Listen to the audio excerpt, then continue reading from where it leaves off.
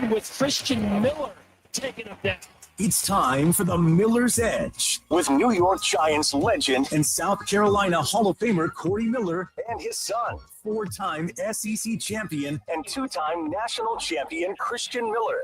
Knocked down again. That was Christian Miller. Here is college football playoff national champion Christian Miller on Tide 100.9 and 12:30 a.m. WTBC.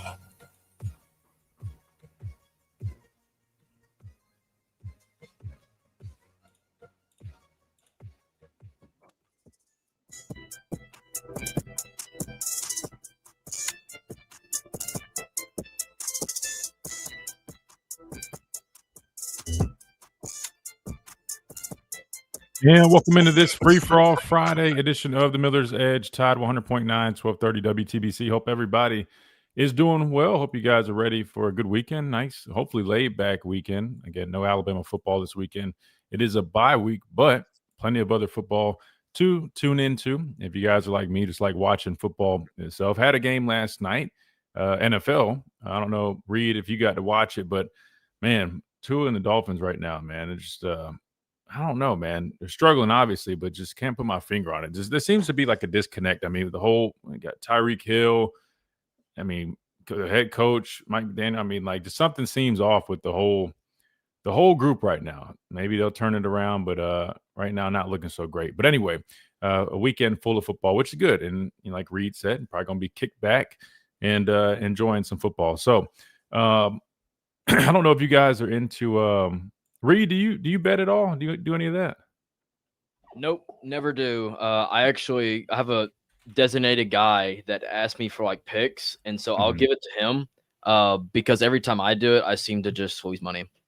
Yeah, I was going to say, I mean, for our betting folks, I was trying to see what games might be worth even really, I guess, looking at. I mean, you got Florida, Miami, but I don't know, man. I mean, I feel Miami's pretty solid in that one, but I think Auburn, Oklahoma probably is the biggest one that I think that's probably grabbing the most attention. Wouldn't you say, Reed, this weekend? I mean, other than that, I don't really see anything that's, I don't know, other than Florida, Miami. Any other games you think that might be worth kind of really tuning into, betting or not? But probably for me, it's probably, yeah, like you said, I'm really looking forward to the Jackson Arnold returning back to Oklahoma, that matchup, and like the whole in-state Miami, Florida as well, like you said. Outside of that, maybe South Carolina, Missouri game could kind of be sneaky there. But no, besides that, it's, just like I said, ready to kick back because there's no Bama football. Yeah. And I was hoping Florida State would at least have somebody to play. That way I could get a better gauge on who they are. I know we're past Florida State, don't get me wrong, but I'm just very curious, especially after the way the guy was talking, man. I'm really just curious how they end up playing out. Again, we know they're in the ACC. They don't play anybody, especially this weekend. They play Kent State. So, I mean, golly, man, it must be nice just being in a conference like that. LSU's playing SLU. Yeah. Texas, Sam Houston. But you're right. I would probably say South Carolina, Missouri, Reed could be one to watch. I know, obviously, we play both of those teams, so I'll definitely be tuning into that, kind of getting an early preview on both of them, because we obviously have to see them at some point down the road. So a little bit slower weekend in college football, but the reason I asked about the betting thing is because I'm not going to lie, man, I've been having an itch for, again, obviously I know it's illegal here, and I don't bet. I never have until last year, but something about doing a little underdog stuff, right? Like the what is it called? Like the legs or parlay? Is that right?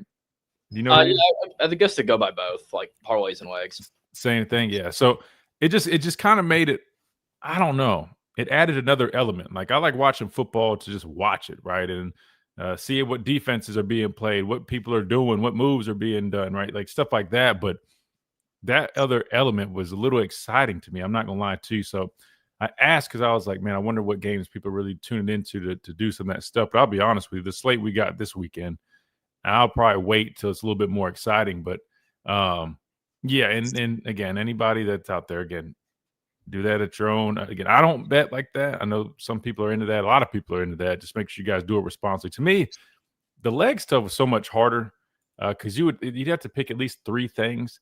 And I swear I'd always get two of the three, and it would always be like the third one that missed was like what I thought was going to be the most at least the easiest one to hit. So I don't know. I still think there's some type of rigging going on, but who knows? Anyway, but I definitely will be tuning into that Auburn-Oklahoma game. Again, we play both of those teams. That's going to be a good matchup. And then South Carolina, Missouri, we play both of those teams as well. So you got some decent football this weekend. Not great, not a great slate, but it is what it is. If you guys see the title here on YouTube, I got early Georgia preview. Again, we'll dive into them a little bit. I've been watching some tape on Georgia, so I have a couple thoughts here. Probably get into that a little bit later, but it is a free-for-all Friday, meaning we can go anywhere and everywhere. 205-342-9904 is the number to the program if you guys want to get on the action. I'll be honest with you. We only got a few little things that I had planned. I was going to probably go to the latest episode of The Dynasty because they covered a lot, and there's a lot of things that AJ, Trent, and Chris talked about on there that I wanted just to listen, react to, and break down. So that being said, we definitely will do that since it is a little bit slower day with the bye week. However, we were supposed to have a guest. Unfortunately, that fell through. We will push that. But when we do get them on, it will be really exciting. Don't worry. But that being said, we got plenty of time to go to you guys if you guys want to jump in and have questions. I know you guys in the chat as well. We'll definitely hit those. Plus, we got some SEC news and announcements in terms of scheduling and all that stuff. I know we maybe briefly touched on it, but we've got some more updates on that. So we'll touch that when we come back. But we will kick things off listening to the Dynasty. But again, feel free to interrupt it at any point because, again, just some stuff I want to hit from there. We're just going to play through it and react as we go. But we will take calls and questions and all that in the meantime as well because it is a free-for-all Friday right here on the Miller's Edge, Title 100.9, 1230 WTBC, presented by the Good Feet Store, America's Arch Sport Expert, your home for those premium arch sports designed to eliminate and alleviate all types of pain, whether it's foot pain, knee pain, back pain, hip pain, you name it, they take care of it. Clinically proven to do so in just 4 short weeks. Make sure you guys check them out if you haven't. Midtown Village, where you find them here in Tuscaloosa, or you can always go to their website and find more information, schedule an appointment, right? Read more about it, all that good stuff. Find the nearest location to you. They are nationwide. Again, that is the Good Feet Store, America's Arch Support Experts. Quick timeout. We'll be right back.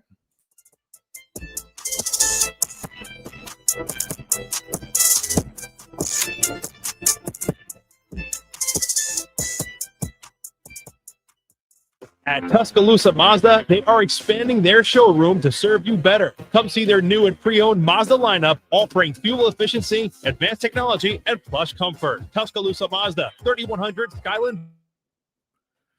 Jake, what's up? Ryan, what's going on? Mike, Dwight, what's up? A little slower today for sure. I'm not going to lie, the bye week, man. And I was anticipating having our guest on here, but unfortunately that kind of fell through. But we'll keep on rolling, but we'll break this video down. I know it's a few days old, but there's a lot of stuff that AJ and Trent and Chris were hitting on that also lead into kind of what I want to talk about today too. So, excuse me, we'll definitely dive into that. But que pasa? Oh, see, now we got more people learning Spanish. Hey, man, if you really want to learn, oh wait, is it not in here? Damn. I normally have it. I thought I had it in here. There's a book, man. I'm telling you, it's the best $15 you can spend if you want to learn a language. Well, Spanish. It's about to put you on.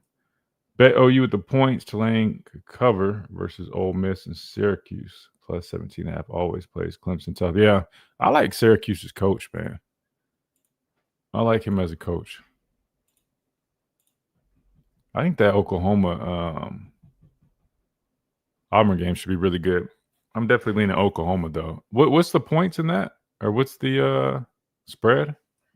I'm over here acting like I'm some betting expert, man. I know nothing about betting.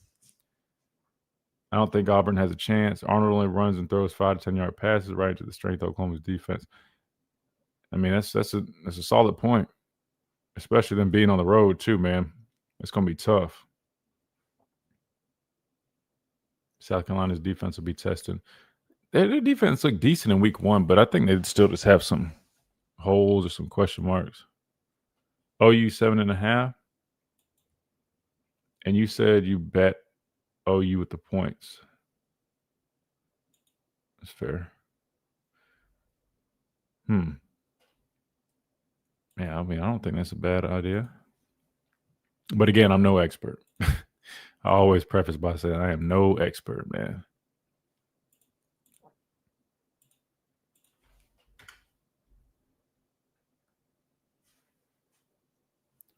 Let's see. wonder if my dad's hopping on. He said he's gonna hop on Friday. He's supposed to hop on. I he said Monday, Tuesday, and Friday, but I don't even think that's been the case since he said that.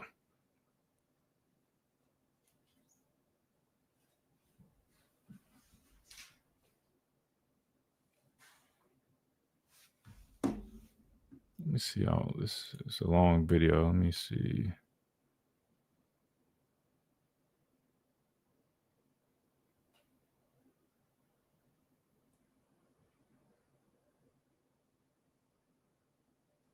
All right.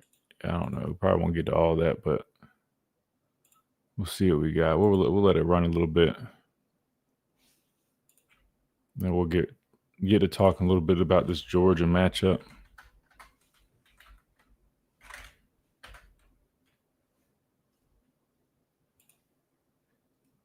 Kimberly, what's up? A Leaf Filter Trusted Pro will come out and clean out your gutters, realign and seal your gutters, and install Leaf Filter, America's #1 gutter protection system. So I didn't need to get on this ladder? Ron, Leaf Filter Trusted Pros are in your neighborhood and ready to help. Just visit leaffilter.com/country to schedule your free gutter inspection and get up to 30% off. Thank goodness. What was that site? That's leaffilter.com/country for your free gutter inspection today.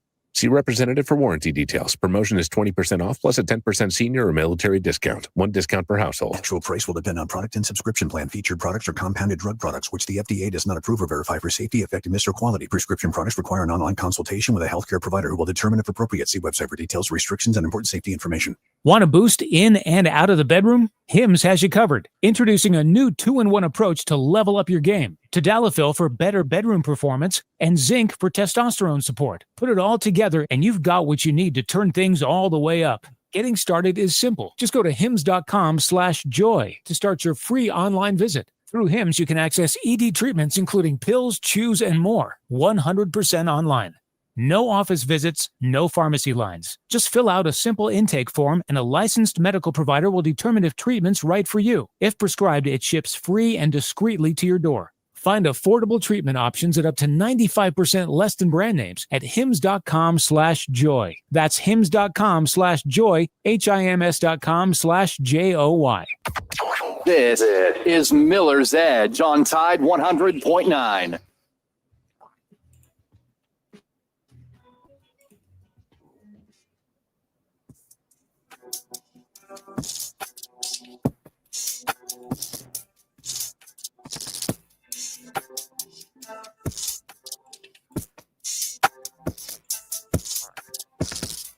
And welcome back into this free-for-all Friday edition of Miller's Edge, Tide 100.9, 1230 WTBC, presented by the Good Feet Store, America's Arch Support Experts. All right, so before we go to the Dynasty latest episode again, Chris Stewart, AJ, and Trent Richardson, did want to hit on this news because this was announced, I guess this one's from today. But anyway, so I think they kind of mentioned it yesterday. Anyway, so in terms of future opponents, right, for the SEC, remember the new way it goes, there's no more East or West.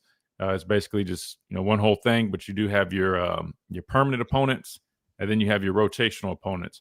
And so we got some updates on the future permanent opponents. And so this was a press release from the SEC. It says they are set to announce 4 years of football opponents on a television special. So Southeastern Conference will announce the football opponents for the next 4 years for every SEC school on a 1-hour television special.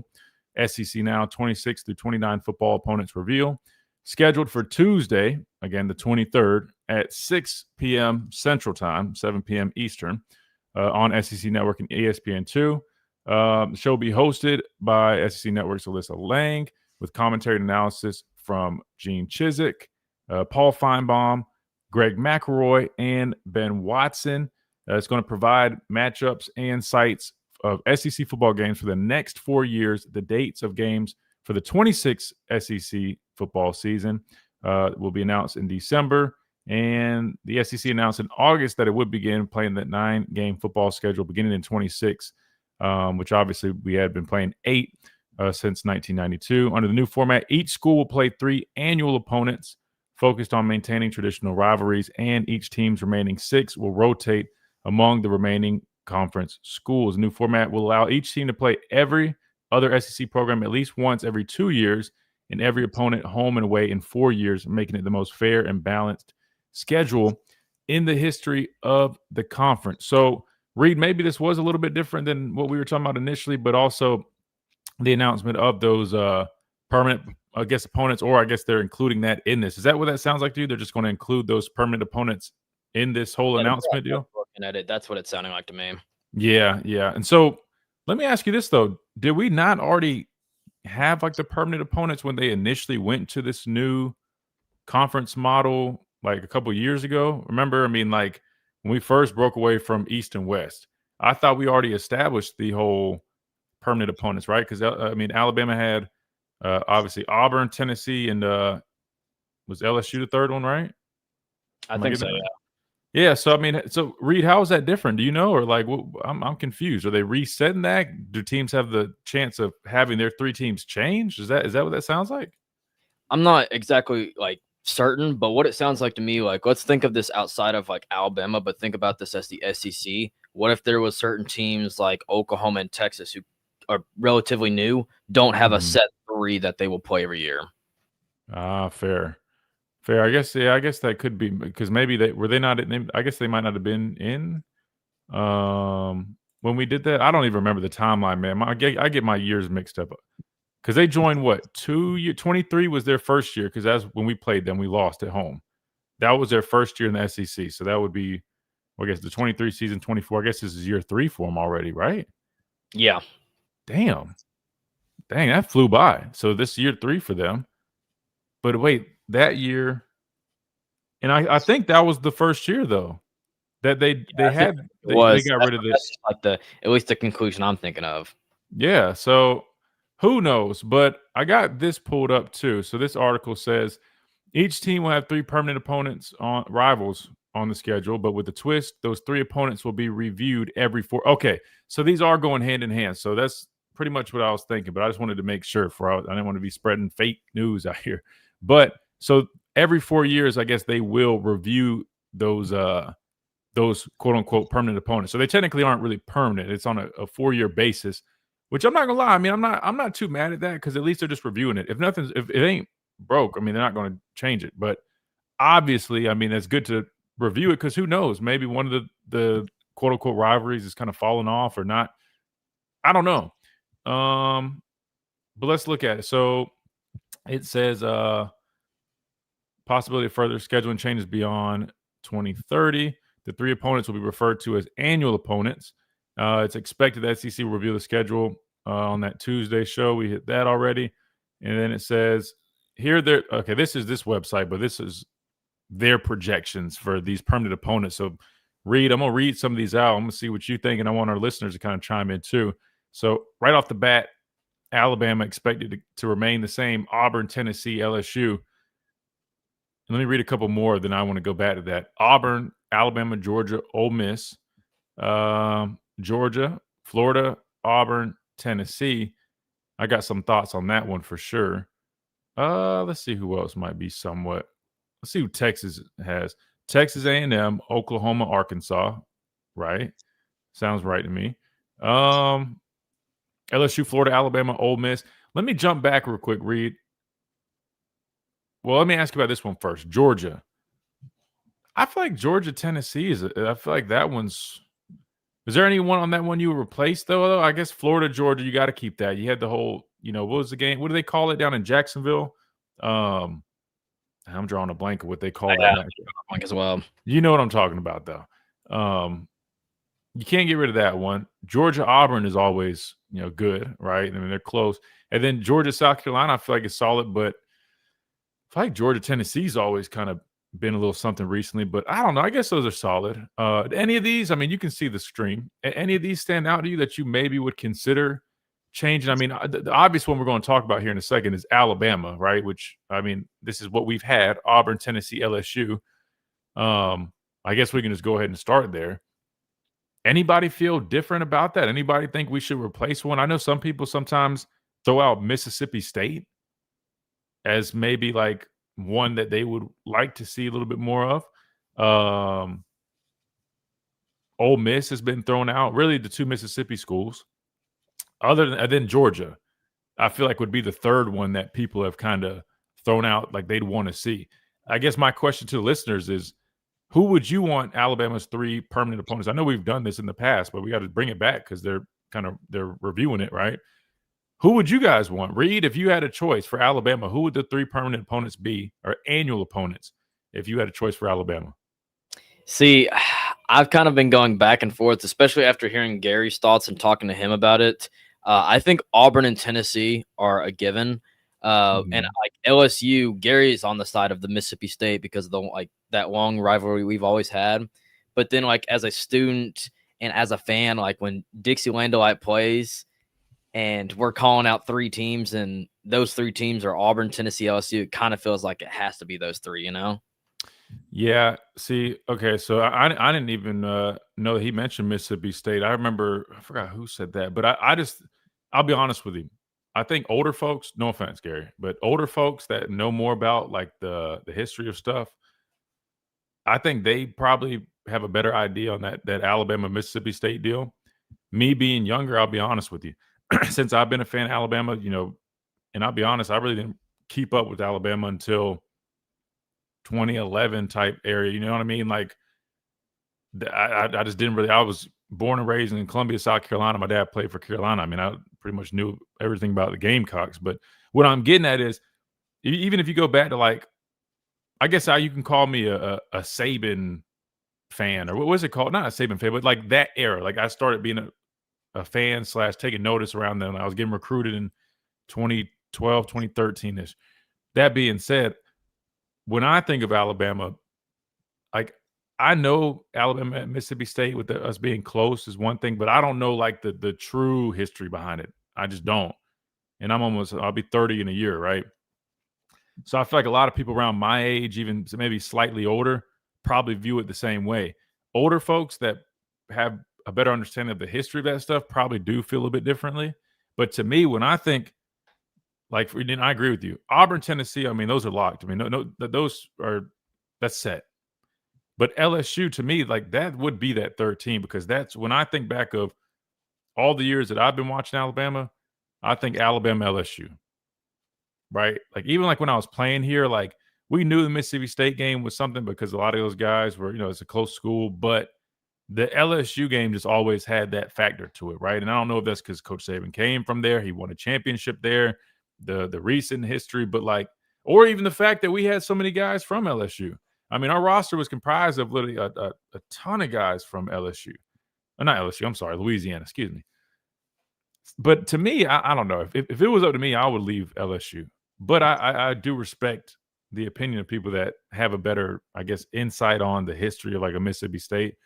Ole Miss, I don't mind, but I feel like that's more so a recent thing. And I could be wrong, but I feel like that's more of a recent thing too. I mean, you got Lane there. I feel like that kind of makes it feel a little bit more of a closer rivalry than it probably really is. Or even before that, with the whole when they beat us a couple times in a row with Hugh Freeze. Outside of that, and correct me if I'm wrong, guys, if you got better history on this, but I don't. I mean, to me, I feel like that's why that matchup feels like it's kind of. I don't know. It comes up when you talk about this. I don't know any other. Oh, Georgia. But see, to me, again, I think Georgia falls in that category like Ole Miss. I feel like that's more of just a recent thing. You got a former coach, head coach of that school, recent battles between them. I don't know, but I guess LSU somewhat is like that too. So I don't know. But I don't know. I'm curious what you guys think. 205-342-9904 is the number. We'd love to get y'all's thoughts on who you feel like Alabama should have for their 3 annual opponents. And obviously, you guys in the chat, man, go ahead and drop it, man. Drop y'all's 3 annual opponents in the chat, and we'll discuss it after this quick timeout right here on the Miller's Edge. Tide 100.9, 1230 WTBC, presented by the Good Feet Store, America's Arch Sport Experts. Quick timeout. We'll be right back.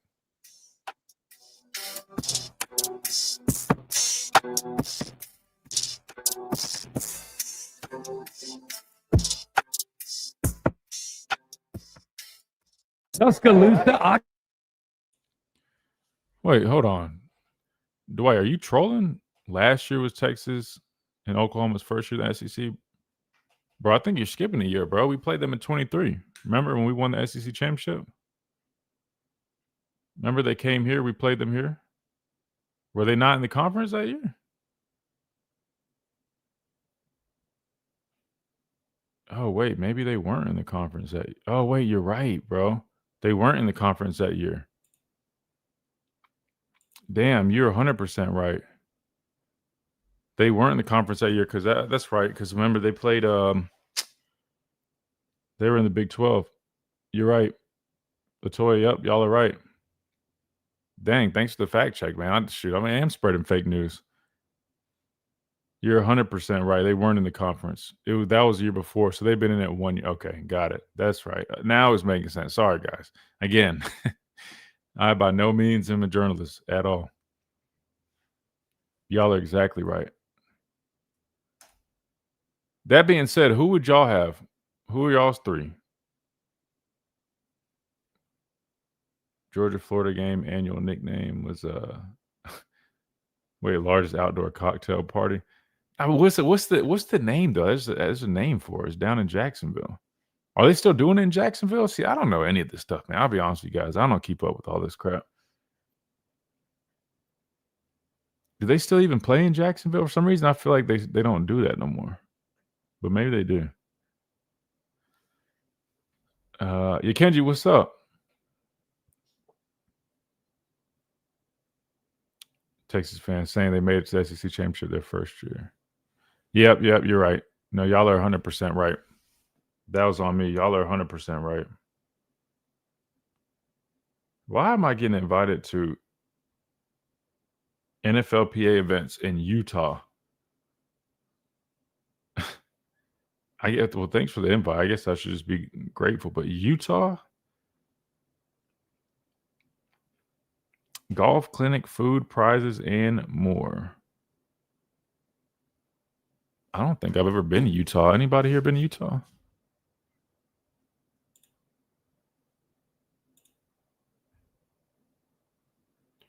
The game's called the largest outdoor.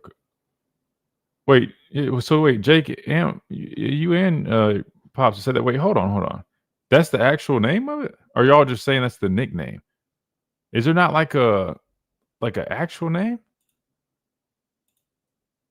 Wait, hold on. Maybe I'm just all off today. Is that really the name?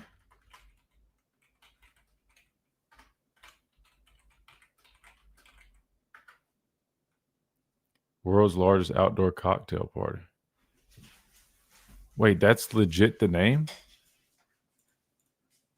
Are you serious?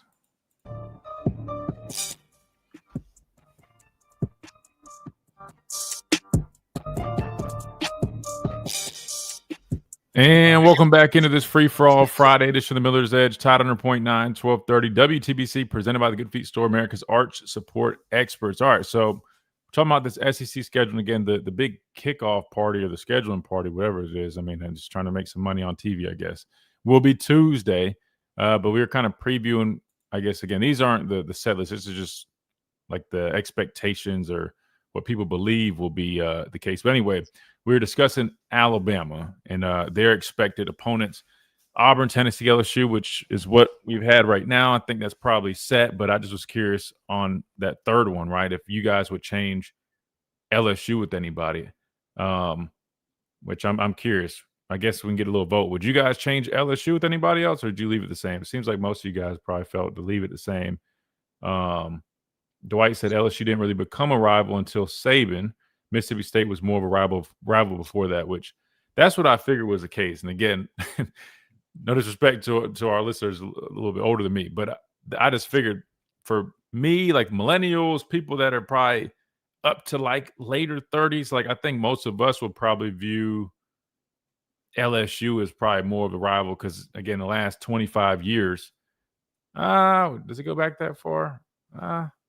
Maybe not that far. The last 20 years or so, right? I just feel like LSU has been a little bit more of one than Mississippi State, but obviously before that, wouldn't shock me if there's definitely more history there. But I don't know. Who do you want to appease? The older crowd or the millennials, the younger crowd? I don't know. But I ain't mad at it. Before we go to the phone lines, are there any other teams on this list, Reed, that maybe stuck out to you? I guess one that I'm seeing right now is South Carolina, Georgia, Florida, and Kentucky. I feel like swap Kentucky with Tennessee, personally. Tennessee, you talk about having it easy. Well, I guess Vanderbilt's better now, but Tennessee, Alabama, obviously that one's tough, but Vanderbilt, Kentucky. I think Coach Saban came out initially when they were talking about this, and he almost was saying, like, what did he say? He mentioned like LSU. I remember people were kind of confused, but he was almost questioning like why ours was set to be so, tough or something like that. Maybe I'm remembering that wrong, but I see Julene in the chat. She says, we need Mississippi State, even though the Cowbells are annoying. I mean, the good news is, guys, regardless, you'll play all these teams. It's just who do you want on an annual basis? It's funny enough, my brother, he does a lot of work over at Mississippi State, and he he actually was just voluntarily, how do you word this? Voluntarily initiated into a frat, because he does a lot of DJing over there, and they asked for him to be an honorary member. So I'm cool with Mississippi State, man. I mean, the Cowbells, I'm not gonna lie, he brought home a cowbell after he had there's a whole ceremony and everything. It's kind of the craziest thing. I mean, he's technically in a frat, the weirdest thing. But just because it's him, I'm like, it don't register. But anyway, Cowbells definitely very annoying, but it's an experience though. I like Mississippi State. I wouldn't be mad if we swapped LSU and Mississippi State, but I would say maybe leave LSU for now, like for these 4 years, and then maybe 2030 when they reassess, maybe you revive that Mississippi State one. But I am getting a clear idea now. I think younger folks are going to probably point to LSU. Again, no disrespect. I think it's just more of like a kind of what we grew up seeing, versus folks a little bit older are probably going to go to Mississippi State because of the history there. Makes total sense. All right, let's see what you guys think. 205-342-9904. We got Tommy up first. Tommy, welcome in. Hey, Tristan, how are you? I'm good, man. I appreciate you calling me old. Thank you very much. Listen. I know I just probably ticked off all our listeners, but listen, I was trying to just be completely transparent, because here's the thing. Sure. I think that's literally just going to be the biggest difference. Like, I know me and anybody else around my age, a little bit older, a little bit younger, we just think back of Alabama playing LSU, right? I mean, like, frequently good games, right? I mean, they've won championships. We won championships. They won with Coach Saban, even recently with Joe Burrow. We know, right? That's always been a thing. And then I know, just from my personal experience, like anytime it was LSU week, and whether it was because Cochran's roots from Louisiana LSU, whether it was Coach Saban's background there, all the guys on the team, there was just a heavy emphasis anytime we played LSU. And it felt to me like our games against LSU felt, I wouldn't say like necessarily up there, not quite up there with Auburn and Tennessee, but pretty dang close, right? At least from a player perspective, like for us, like that game week prep, like the locker room, like just the way that the vibe of that game. So, but fill me in, Tommy. Tell me what history there is with the with the Mississippi State Alabama. Along the history than just Coach Saban. Coach Charlie Mack, who was a coach a long time for LSU, played for Coach Bryan at Kentucky. They were big friends, and was a big rivalry. People don't know this, and this is before my time. I read the history. Georgia and LSU went to a big rivalry in Alabama. When Tulane and Georgia Tech was in the SEC, they left in the late 50s, early 60s. Alabama played them more. I mean, Alabama and Tulane and Georgia Tech was a big rivalry. Then they went independent. Then LSU came more and more of the schedule. But the 4 teams Alabama played the most in the SEC in the history of Alabama football is Tennessee, Vanderbilt, Mississippi State, and Auburn. I remember when Alabama played Ole Miss and didn't count as the SEC game. What year? When Coach Clark was coaching. Oh. So you're talking about back then. Yeah. But, so, you have Tulane and Georgia Tech playing. There was a 2-year conference for like nearly 40 years in Arkansas and South Carolina. Mm-hmm. Sorting company had A&M and Missouri, and you had Oklahoma and Texas 2 years ago. Mm-hmm. So, But tell me about but Alabama, Mississippi State though. Like I'm like, so that goes back. You're saying like the Brian years? I didn't go back farther than that. We almost played them 9 times. So They you, was so only you, 9 months. Go ahead. so no, sorry. I just want to make sure I'm understanding. So you would say back then the rivalry between Alabama and Mississippi State was equivalent to who nowadays, right? So like you look at Alabama Auburn, obviously that goes way back. How about Alabama Tennessee, right? Which rivalry would be older between that one and Mississippi State? I'm genuinely asking. I'm trying to learn. I don't know this stuff. In Tennessee, they play the most because for some reason it was a big deal for Alabama to play Tennessee against the little Neyland up there. And it's just been one of those rivalries. I mean, I would say Tennessee, but Mississippi State was closer SEC school to the University of Alabama. Mm-hmm. And it was just a bus ride over there. I mean, they're always playing for them football, basketball, and baseball. I mean, Yeah, I figure there definitely is plenty of history, right? I mean, don't get me wrong. That's why I just and I see is it Keena in the chat says Christian seriously, like question mark exclamation point. It's like I promise I'm not trying to offend anybody. I genuinely just know. Like I speak for people around my age, right? I'm like, well, I guess what am I? I guess I'm like a borderline millennial because 96 is like one of the last years, right? And anyway, I just know like people around my age, LSU is going to be more of that. Like when we hear like more of a rival, we're going to think LSU.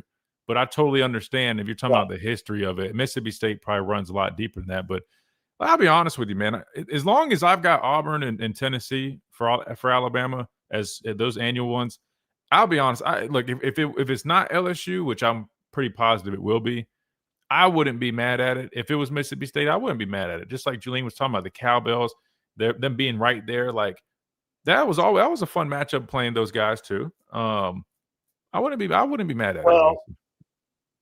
Just 90 miles separate both schools. Right. And there's a lot of people in Mississippi, the state of Mississippi, come over here and work in Tuscaloosa and work, and vice versa. Right. And the way the joke was, if you went to a vet, you went to Mississippi State. You didn't go to Auburn vet because they were closer. Right. A lot of veterinarians there now were from Mississippi State. And you have family members that went over there and went to the, Yeah. I mean, them Alabama and Mississippi State, people over here, are more intertwined than anybody else. Really. Maybe besides Auburn. I mean. No, I mean, hey, listen, that makes sense. No, and it makes sense. Like I said, I wouldn't be mad at either one. In my head, in recent years, LSU to me, that game has just always been a little bit more exciting than Alabama, Mississippi State in the past 20 years. Personally, I'm just being completely honest with you. But I understand there's definitely history that goes way back that definitely probably makes that game a lot more significant for a lot of other people outside of me and a lot of the other guys or girls that are around my age that grew up just seeing that Alabama LSU matchup. Well, Alabama had dominated Mississippi State in football. Yeah. Hey, but Jay, look, but they've this year they're kind of making a little bit of a comeback, right? I hope they do, man. I want to see them do well, man. I know that the Chase goes or is about to finish up at Mississippi State, man.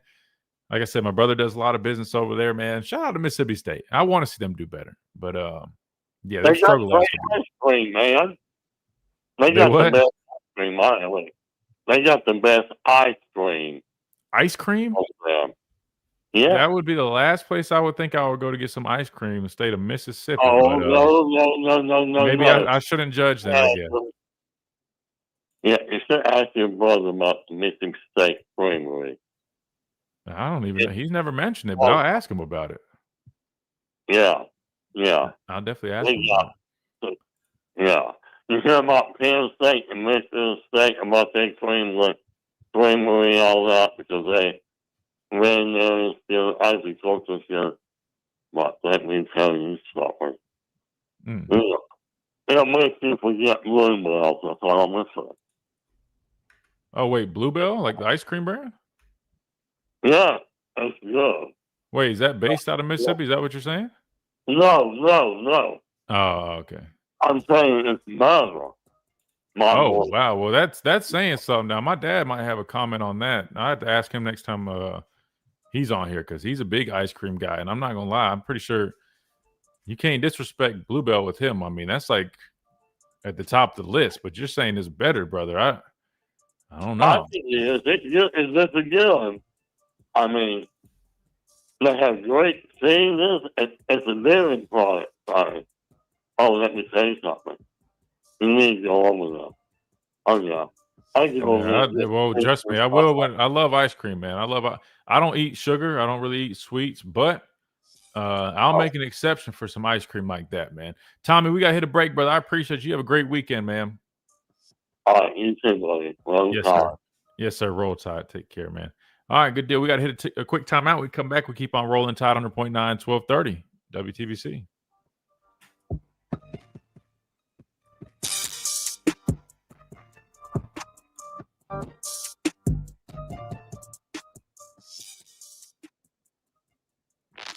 Coming up on the game. Wait, Keena, what did I say? Wait, why did you say seriously like that? I'm curious. The age thing? I promise I wasn't trying to be rude. I think that's genuinely the dynamic though that we're dealing with here between the folks that probably lean more LSU and the folks that lean more Mississippi State. Jake says, I'd like Tennessee. Oh, speaking of that, Mike, who's on the phone lines, we'll get to Mike here in a second. Here's this picture. I forgot to show you guys the jersey they brought me. This is us right here. Mike, hopefully you don't mind me sharing the photo on the stream, man. I guess I should have asked you first. But I guess you tweeted it, so I don't think you mind. But it's Mike and his sons right here. Got to show them around the football complex. So who knows? You guys get a score prediction right or something. Maybe I'll treat you guys that too. But I told Mike, man, what was it, Mike? Back in the spring, I think. It's back in the spring, man. He was saying it is his first time to get back to Tuscaloosa in years, man. And it had been a while, man. Mike's been listening to the show for a long time. And I told him back then in the spring, I was like, man, when you get here, I'm going to try to show you around a little bit. And ended up working out. And we got to go to the football complex, got to show them all the trophies, the players' lounge, the meeting rooms, all that good stuff. And got to meet his awesome family. So shout out to Mike. Mike's on the far left. And those are his guys, man. So shout out to our guy, Mike. You're saying you wouldn't be mad if Bama played Mississippi State over LSU. Oh, so you're agreeing with what I was saying. Well, I'm just saying, like, realistically, like, I said that to put more of an emphasis on the Auburn and Tennessee games. I think, like, as long as you leave those alone, that third one, I mean, whether it's LSU, whether it's Mississippi State, like,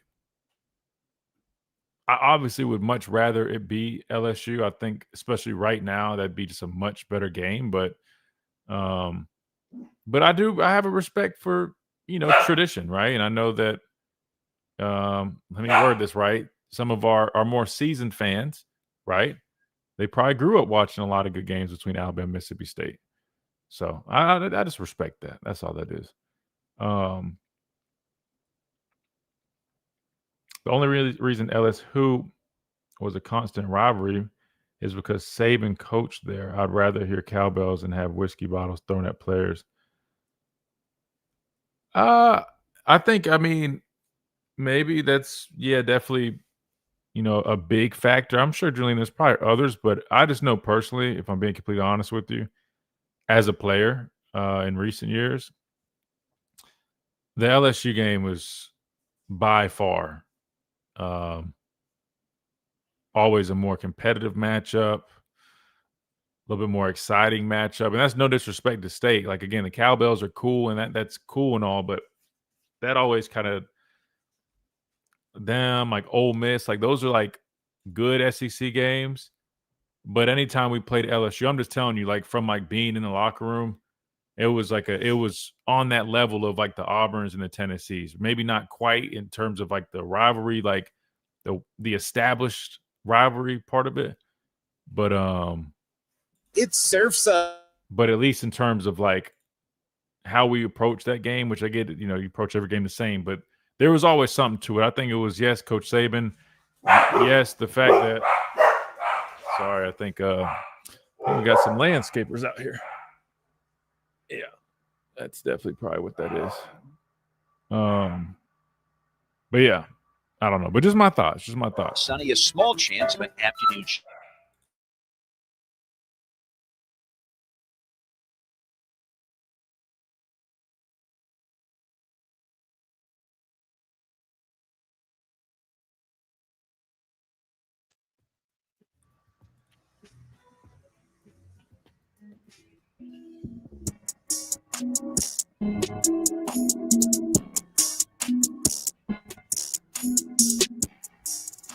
And welcome back into this free-for-all Friday edition of the Miller's Edge, Tide 100.9, 1230 WTBC, presented by the Good Feet Store, America's Art Sport Experts. We've been discussing potential annual opponents for SEC teams that they are going to announce on Tuesday. Now, again, the list that we're talking about and looking at are just predictions, right? So nothing set.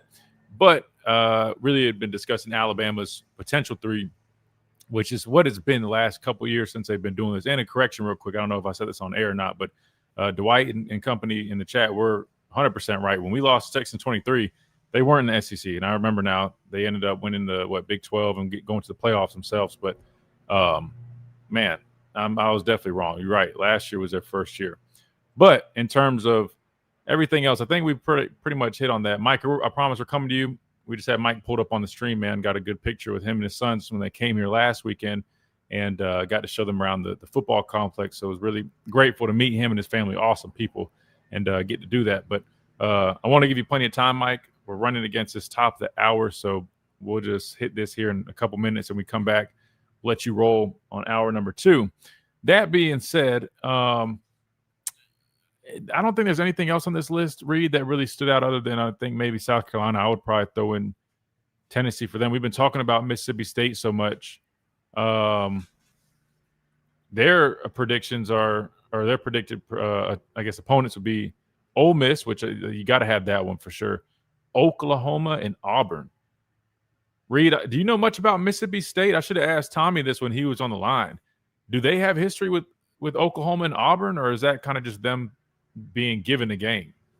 That I'm not too familiar with, but I was thinking a little bit about the whole Tennessee thing. It's like so many teams, like, of course, here it's saying Alabama, Vandy, and Kentucky. But like you said, like Georgia, and like there's so many teams that, like, I guess I could say that, Tennessee and this other team have just a good matchup, South Carolina or Georgia, to me, I feel like would be a better pick than Kentucky, personally. I don't know. Like, to me, I think Tennessee, I think South Carolina, I think or Georgia. That one's kind of weird. And again, this prediction here. Probably should go back to see like who their 3 have been the past couple years since they initially did this whole thing. I was trying to see if anything else stood out before we hit this top of the hour break. I'll be honest with you, I think that's probably about I guess everything that stands out for me here, but I don't know. We'll definitely continue talking about this. But first, we're going to hit this top of the hour break. When we come back, we'll go back to the phone lines. We got Mike first. We got Ragged as well. We'll get to you guys. Plus, still got to take an early preview at this Georgia game. We will also hear from the Dynasty's latest episode. AJ had some interesting comments and thoughts, as well as Trent and Chris. So I definitely want to dive into that, react to that as well. But it is a free-for-all Friday, so we're going everywhere and anywhere with you guys right here on the Miller's Edge. Presented by the Good Feet Store, America's Art Sports Experts, Tide 100.9, 1230 WTBC. Quick timeout. We'll be right back.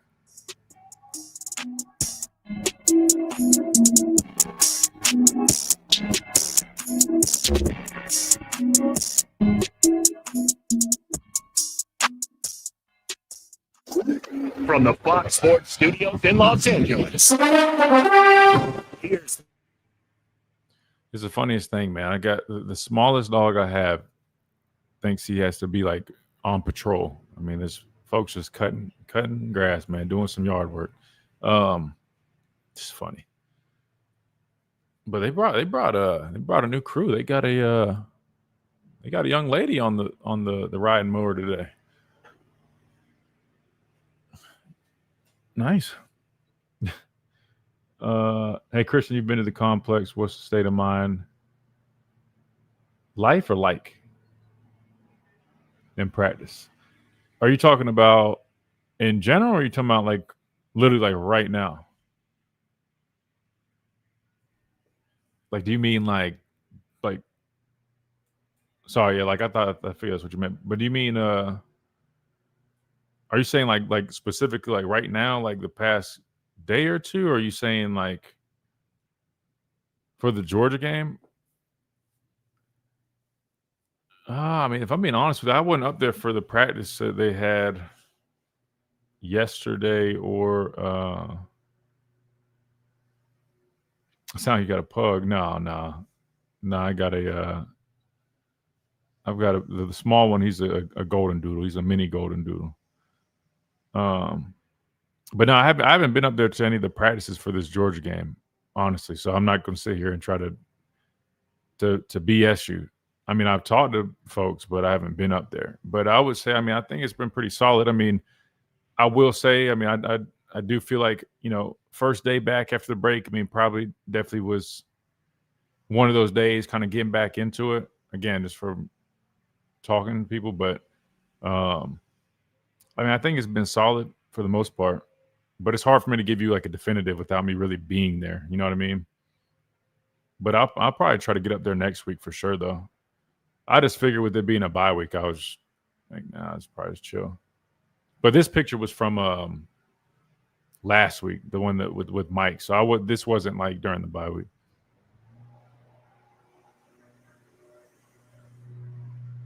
But like I said, I'll go up there next week and I'll give you an answer then, brother. With Bama's old schedule, they always played Mississippi State around Coach Saban's birthday, which is Halloween. True.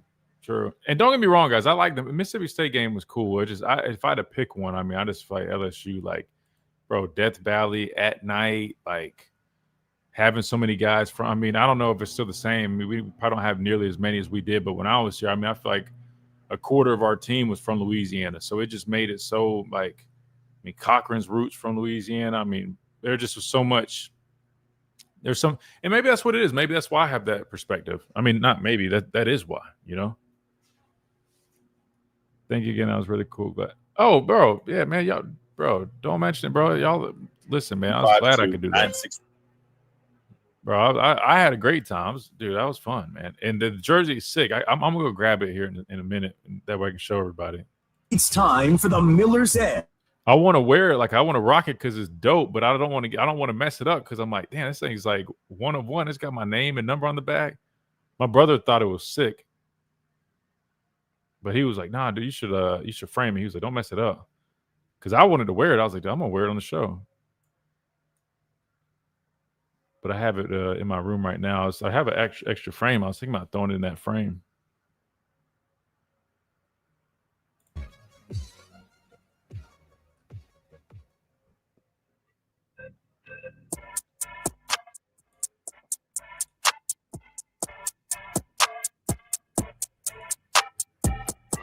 And welcome back into this free-for-all Friday edition of the Miller's Edge, Tide 100.9, 1230 WTBC, presented by the Good Feet Store, America's arch support experts. We've been talking about the scheduling that's coming up Tuesday again. New 9-game. I guess we need to put more emphasis on that. Remember, it is now a 9-game SEC schedule. With that being said, you have an extra SEC opponent, meaning you will probably play, which it is set up to where you'll play everybody. What did it say? Home and away throughout the course of 4 years. But I guess having that extra SEC game on the schedule also is exciting because it adds another opponent. So even if the team that you want to be that third, I guess, permanent opponent or annual opponent is not selected, you still will definitely get to see your, I guess, team play that opponent at least twice in the span of 4 years. So I like what they're doing. I think at the end of the day, regardless of the annual stuff, we're just talking about this for fun. It's Free for All Friday. But regardless, fans, they win with the extra game. Now, yes, it probably makes things a little bit more difficult, right? We know the gauntlet that the SEC is. But as a fan, I mean, instead of us having to say, oh, man, like we got ULM or Wisconsin, right? We can actually enjoy another SEC matchup that you weren't initially going to see with that added game. So that is one of the biggest things that comes away from the new 9-game scheduling. So shout out to them for finally getting that done. 205-342-9904 is the number. We got Mike from New York up next. Mike, what's up, man? I'm going to keep the old guy theme rolling today. Right. Don't get mad at me, Mike. Don't get mad at me. No, and we got Pat right behind me, so we're good to go. So, hey, I would say, first of all, thank you again for last Friday. That just topped off the whole trick. I don't want to bring the place, but can't thank you enough for taking time out here today. Really appreciate it. Man, absolutely, man. I would say, going back the last 35 years, a lot of the fun games that I've watched in the SEC has been between Alabama and Florida. They just seem like they're always, no matter how bad of a team they got or we got, the games always end up high scoring, back and forth, and crazy. So I'd like to see somehow them getting on our rotation every year. I get the Auburn thing, which is our rival. I know college football is about tradition. It's kind of what I love about it. But once every 20 years or so, these guys catch lightning in a bottle. Okay? Other than that, they're a mediocre team. From what I remember, I don't see the benefit of us playing them every year. I don't see the benefit of us playing them every year. Wait, hold on. Let me make sure I'm catching this right. You're talking about Auburn right now, Mike? I am. I'm talking about Auburn. Wow, wait, you're stirring the pot today, Mike. You're stirring the pot, Mike. Well, that's crazy. Well, I mean, what's the benefit of us playing them? I mean, the whole tradition, right? I think the tradition aspect. If you're saying from a competitive standpoint, I mean, I hear what you mean. They've been very inconsistent. I'll give you that. But I think from the tradition standpoint, from everything that comes from that game, I definitely believe that you have to leave. Mike, that's the Iron Bowl, Mike. People say that's literally the best rivalry in college football, Mike. Okay, let me be a jerk right now. How many of you enjoy that Notre Dame Air Force game, Army game that are traditions? How many of you enjoy that? I mean, come on. That's a little bit different, Mike. That's a little bit different. Yeah, I know it. I'm just stirring the pot. Leave them on there. But I do love the Florida game.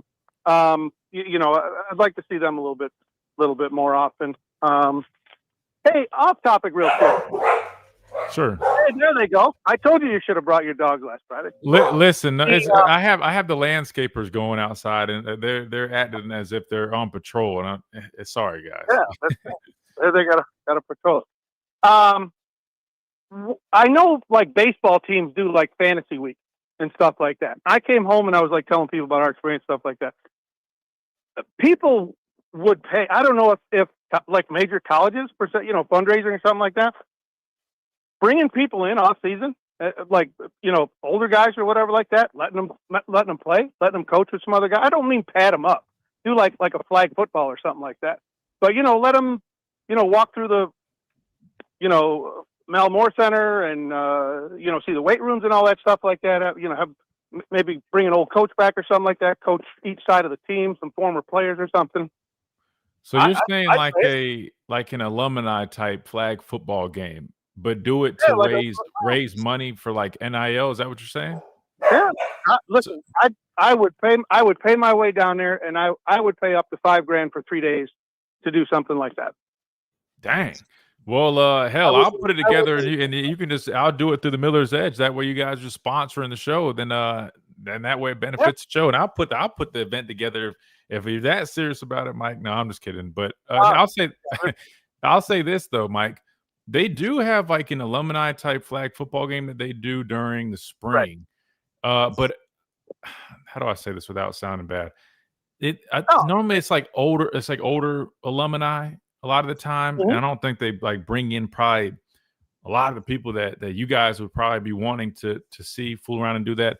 However, I don't think it's very because they do it through like the A club. Again, shout out to BJ. They do a phenomenal job. I'm not knocking it. I mean, and I'm sure it's probably been better than I'm describing it. But I get what you're saying, and I do think like if you amplified it, you made it a little bit more like you just said, like bringing like two coaches, they pick their teams, and you have a little bit more of a mix of like some more younger guys that are probably going to be a little bit more of a draw. You still can feature some of the older guys. Again, I feel like I'm I'm attacking the older crowd today, guys.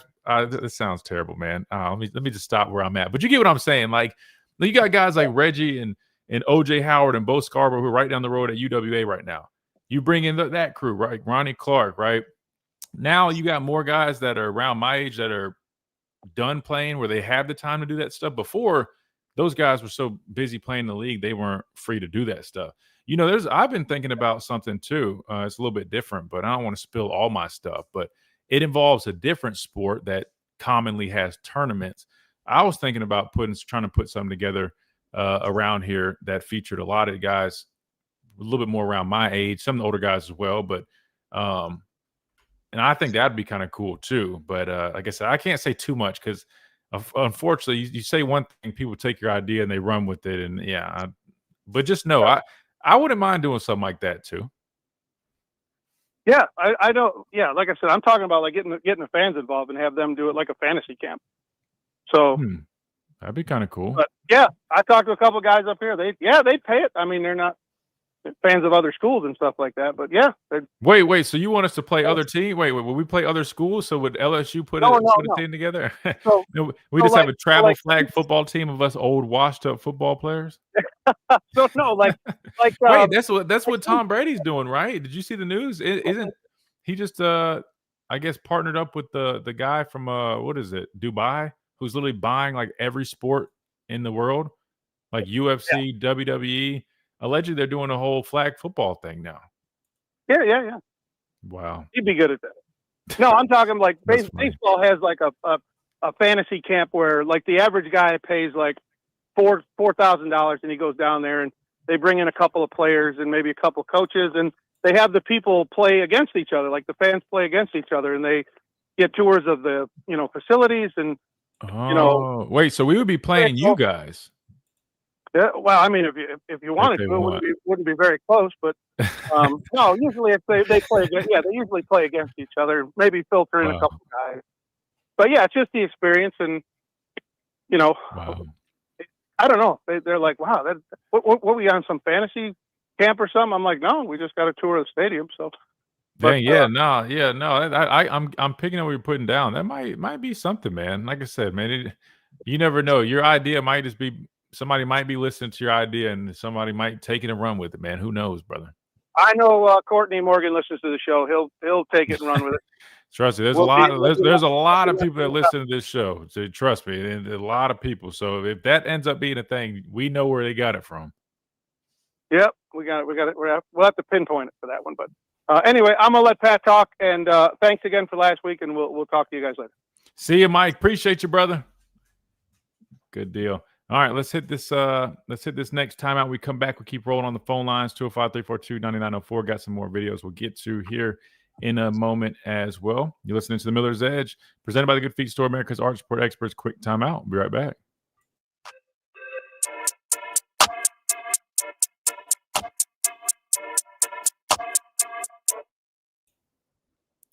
All right, let me go take care of my workers real quick. They leave. Hold on, let me go take care of them real quick. I'll be right back. Mazda lineup offering fuel efficiency, advanced technology, and plush comfort. Tuscaloosa Mazda, 3100 Skyland Boulevard East, or online at TuscaloosaMazda.com. It all comes down to this, folks. Yep, the entire season is on the line. But my throat has officially thrown in the towel. Sounds like you need Vicks VapoCool drops. They're max strength and vaporize sore throat pain. Whoa! These VapoCool drops hit fast. Speaking of fast, did you just see that play? Yeah, he vaporized that ball. That fun should have come with a penalty. Vaporize sore throat pain with Vicks VapoCool drops. Use as directed. Local small businesses make up a major portion of the economy. And places like our restaurant really define the personality of a city or neighborhood.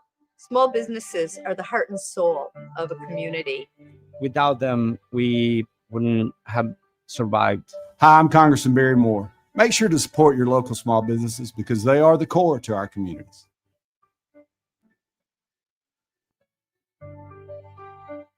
This message brought to you by the National Association of Broadcasters and this station.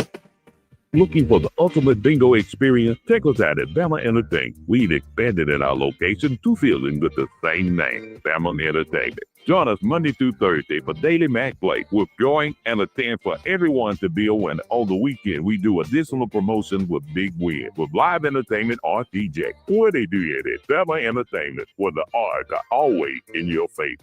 Exit 45 on 4059, sponsored by Ray. Drivers who switch and save with Progressive could save hundreds. With that kind of money, you could go big time. The next time you're out to dinner with friends, you can order the shrimp cocktail for the table. And maybe you'll realize it only comes with 4 shrimp after you've already given away 3, but that one shrimp will be so good. And if you switch...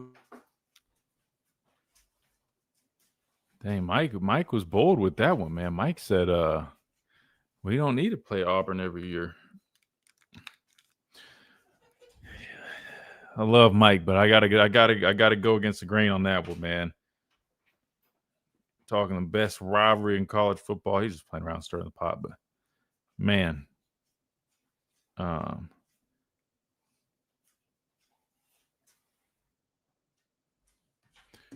you got to leave that one for sure. Dwight said, I'm 41. Back when I was in high school, Mississippi State was usually a big game. Then around 04, 05, my college days was when LSU started making noise. I think Saban was coaching around that time. Yeah, so, I mean, so fair. And that's why I said probably last 20 years, I guess, LSU, Alabama probably really came to life.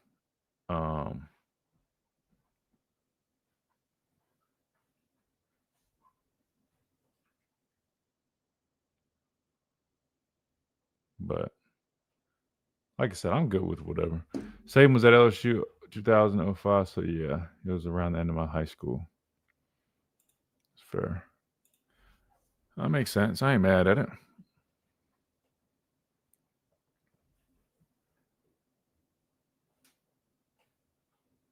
Dang, they cut. I mean, dog, I feel like they were out there like 5 minutes. Like, bro,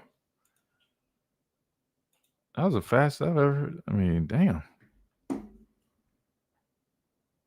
Edge on Tide 100.9.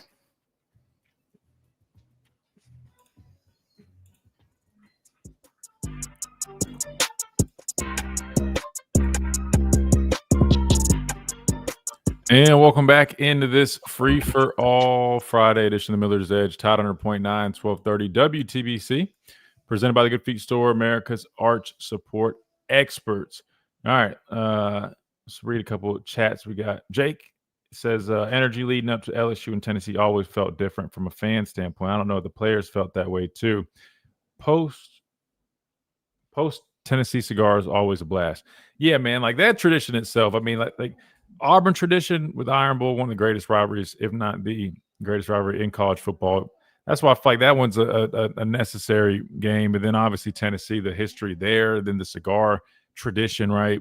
That one's always so cool. Yeah, I mean, I feel like those are a little untouchable, but and like Keena says, as much as they can't stand Auburn, it wouldn't be the same without playing them, which I definitely agree. 205-342-9904 is the number. Let's keep on rolling the phone lines. We got Ragged up next. Ragged, welcome in.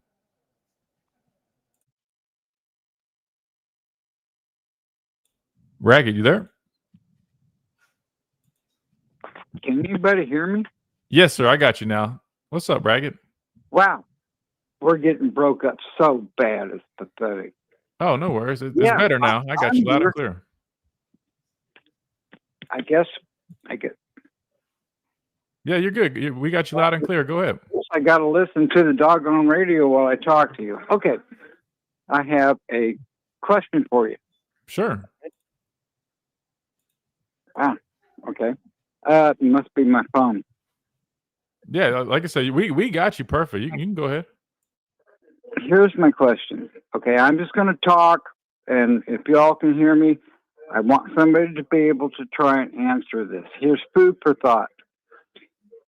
NCAA football, college football, is no longer really the amateur sport it used to be. This is all pay for play right now with this new 9-game season coming up, the SEC. Then here's what I propose.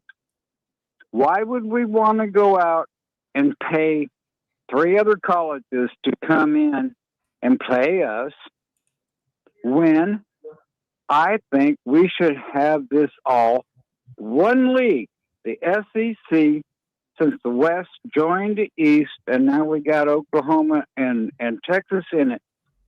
I say we go 12 SEC games. Let the rest of the nation in the Power 5 make their own leagues.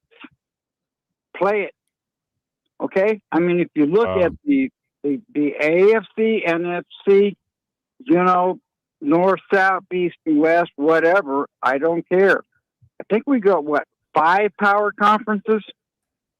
Okay. Y'all make your own league. Y'all play each other. Kill each other. Make it the way you want it to be. And then we have a playoff structure. With some wild cards, which would probably need to be if we only have 5 conferences or 5 leagues. I say keep it in the South, keep it in the North, keep it in the East, keep it in the West. Let's rock and roll. How hard could that be? Let's quit spending money. Let's quit spending money on other colleges. This all started from what I can remember. Coach Bryant, Bear Bryant, had a really, really good friend in John McKay, the USC Trojans. And he paid the Trojans to come out and play. He invited them. We'll pay you $200,000 to come out and play it. Well, we all know what happened that way. That started pretty much from what I can recall back in the day. Let's pay colleges to come and play it. Why? We got enough in the SEC to set up a league, play, and then let's all go to the playoffs. And that can go with all the other leagues. Why is it so hard not to get that set up right now? Well, number one, I think you'd have a hard time convincing the coaches, Ragged. I mean, not even everybody was able to agree on, just going to 9 games. And I'll just tell you from, my playing experience, right? Playing in the SEC is tough. It's a gauntlet. And if you look back to the COVID year, which we actually ran the table, went undefeated, won a national championship game, there's only 10 games to 12. I guarantee if you ask Coach Saban and everybody, I mean, they would probably tell you, it's probably tough as hell. I look, and I get it, though. I mean, from a competitive standpoint, I mean, that would be insane. I think it would drive more revenue, obviously, because you got good games back to back to back across the board from week 1 to week 12. The only thing I would say, Ragged, is I mean, these coaches would probably have concerns about knocking each other out. But I guess if you're only playing each other, and I guess the Big Ten was only playing each other, maybe that would work itself out a little bit. But I feel like, then you miss out on some of those matchups. And I feel like, to me, like, I do like seeing Alabama go play a big team opponent, right? I do like seeing Alabama go play an ACC opponent like Florida State, the ones that are worthy of it, right? Because basically other programs with rich history that might not be in the conference. I just feel like you would miss out on some of those key matchups. So, like, I wouldn't be mad if you bumped it to maybe say 10 SEC games, and then the other 2 must be Power 4, something like that. But I'll be honest with you, they had to fight just to get SEC to go 9 games. And I just know from a competitive standpoint, we're not going to do something that other conferences aren't going to do, because that's going to set us up for failure when it comes to trying to secure spots in the playoffs. That's really what it boils down to. If you said the Big Ten had to do the same thing, SEC might say, oh, okay, well, think about it. But the problem is, Ragged, not all conferences are created equally, right? So you look at the ACC. Exactly. They're all wanting to say, hey, we should have been done. And we've already seen what happened to a lot of them teams. Okay, well, you got into the playoffs. You're gone. I'm saying play each other in your own leagues and then bring it to the table for a playoff. Yeah, but what I'm saying is, if you're knocking each other out, you're basically going to be, if we're all playing each other in the SEC, right? And we know how good the competition is in this league, right? And you get rid of some of those. But what I'm saying is, Ragged, you're going to knock you're getting rid of the potential of having more of your SEC teams in a playoff system, because you're going to be knocking each other out of the race, is what I'm saying.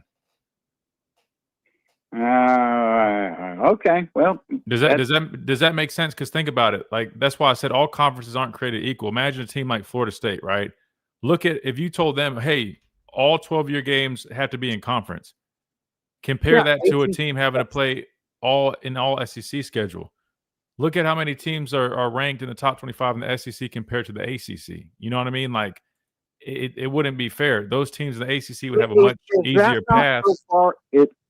Is that not so far away from the way the NFL is structured? I mean, let's face it, we're semi-pro football. But Ragged, the difference is, though, pro football should be at least, right, a lot more balanced. You're talking about 32 professional teams. Now, I get, you look at the quarterbacks in the AFC, and I get that there's teams like my former team, the Carolina Panthers, who we've just been bad the last ever since 2015. We've just been pretty damn bad. I get that.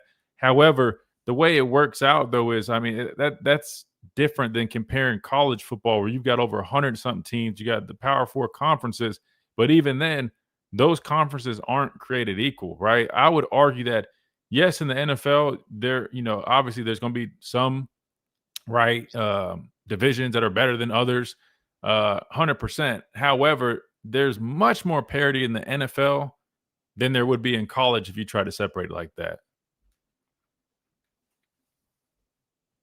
All right, so let's get back to the three teams we want to play. Okay, I would like to see that shuffle around. All right, obviously, always Auburn, always Tennessee, and I would, after the first 2 years, okay, let's go Mississippi State. This is obviously an old rivalry with us, and LSU. So first 2 years, home and away with Mississippi State. Then shuffle it back around, in 2 years, okay? Then it comes to LSU, but always keep Auburn and Tennessee. Because we're always going to end up with Georgia anyway when we get to the SEC championship. That's just the way I see it. Right. Yeah, and then so basically what you're saying is, maybe instead of every 4 years, you say every 2 years you reassess those home and away, and maybe switch it. Reschedule it. Yes. Yeah, I think in the case of like Alabama or some of these other teams, it would work. I think, look, I wouldn't be mad at that personally, but I think a lot of these schools are probably just going to stick like those three, but maybe not. Maybe there always is one out of those three that's probably not as serious as others, which that is the case, right? I wouldn't be mad at that, but right now it's set for every 4 years, so we just got to see what they come up with. But like I said, the good news is, even if the team that you were hoping for isn't selected as an annual opponent, you still are guaranteed to have your team play that team 2 times in the span of 4 years. Like that's how they have it set up. You will play every team in the conference at least twice in the span of 4 years, home and away, which is good. That's what I'm looking for. Yeah. No, that's definitely good. Well, Ragged, we appreciate it, man. The good stuff as always. I hope you have a great weekend, and look forward to talking next week. Blessings upon you too. You all have a great weekend, team. Roll Tide. Roll Tide, brother. Good deal. All right, perfect timing. We're due for our next time out. We come back, we keep on rolling. I think we're freed up on the phone lines. Anybody wants to hop on, 205-342-9904. We definitely start looking a little bit at Georgia, and got a little bit of a video I want to get to from the dynasty that we'll talk about here coming up right on the Miller's Edge, Tide 100.9, 1230 WTBC.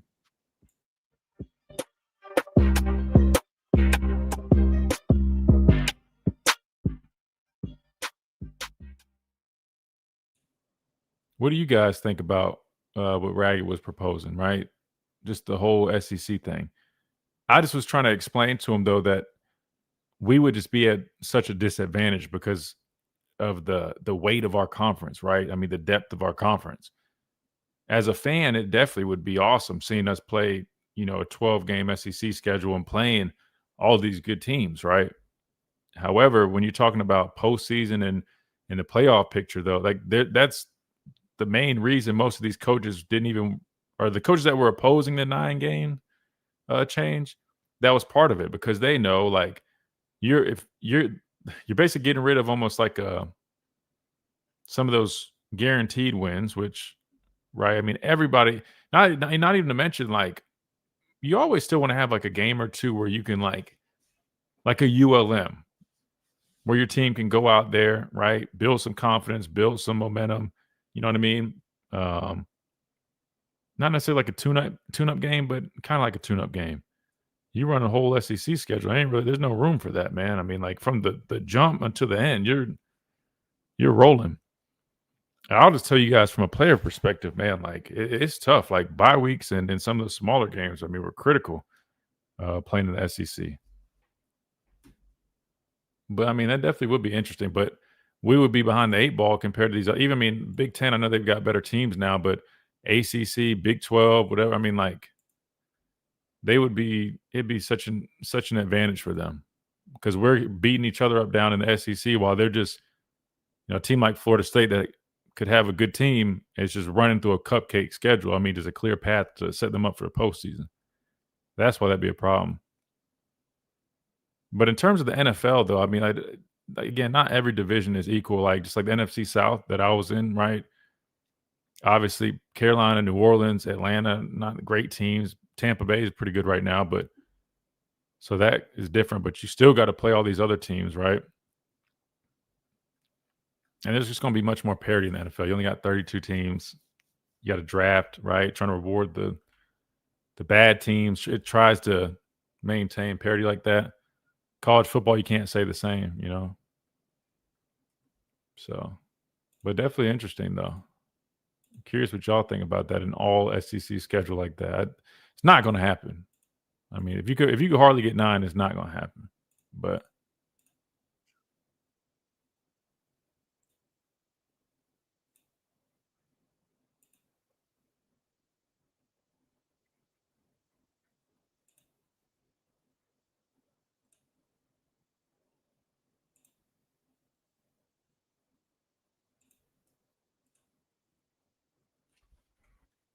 sorry, I'm trying to get to the spot on this video.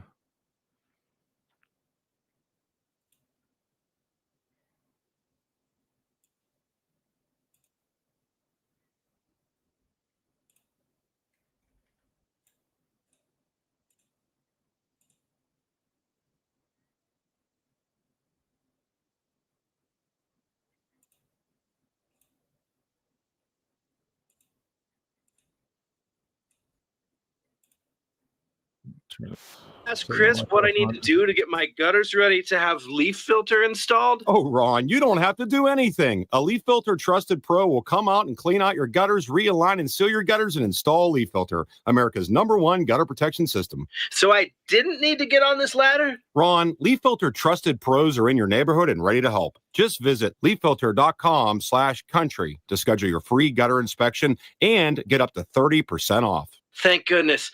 What was that site? That's leaffilter.com/country for your free gutter inspection today. See representative for warranty details. Promotion is 20% off plus a 10% senior or military discount. 1 discount per household. This is Miller's Edge on Tide 100.9.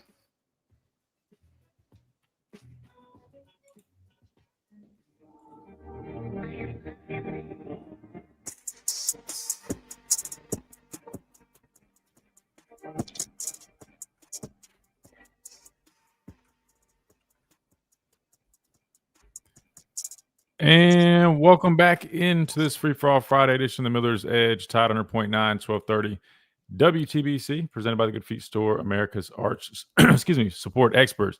Real quick before I get to this, some of these snippets from the Dynasties podcast. Man, do you have any thoughts on Ragg's proposal, a 12-game, like all SEC schedule? I know during COVID, you did see an all SEC schedule was 10 games. Alabama, ended up handling it about as well as you could, really, winning championship and everything that they accomplished that year. But I think that just gives you a false sense of confidence because I'm just telling you right now, I mean, to do that consistently, goodness, that would be quite the task. I mean, what would you think about something like that? I mean, obviously, I don't ever see that being the case, but I mean, what were your thoughts on some of the things he said? Well, I can understand where he's coming from, but the prime example that I was telling Chase is think about Florida and Florida State. That rivalry that they have, that's out of conference. But it's like, I don't know. It's a game that I always look forward to toward the end of the year. And so just like those out of conference rivalries that would just never happen. And I think having an all SEC schedule would be a gauntlet for the entire SEC. There's not a week you can take a break off, which I like, but I think it does take away from certain games that, like I said, the rivalries outside of the SEC.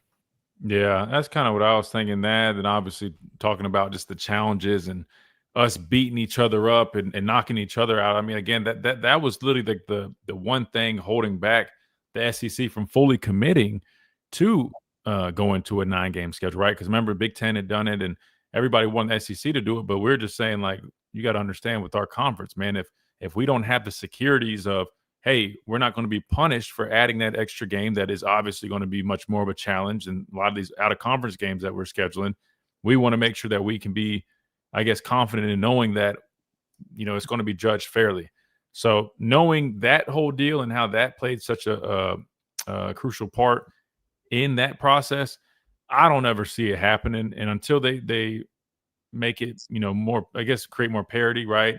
If there was something where we've been hearing rumors of like, oh, the SEC and the Big Ten breaking off and just forming their own deal stuff, maybe down the road, but I just don't think it's something you can really do. Just the way things are laid out now. And then it just wouldn't, again, until the ACC picks up the slack, Big 12, some of these other, conferences, schools, whatever, it would be worthless. Because you're just beating each other out, unfortunately. But definitely an interesting thought, though. Definitely something to think about. All right.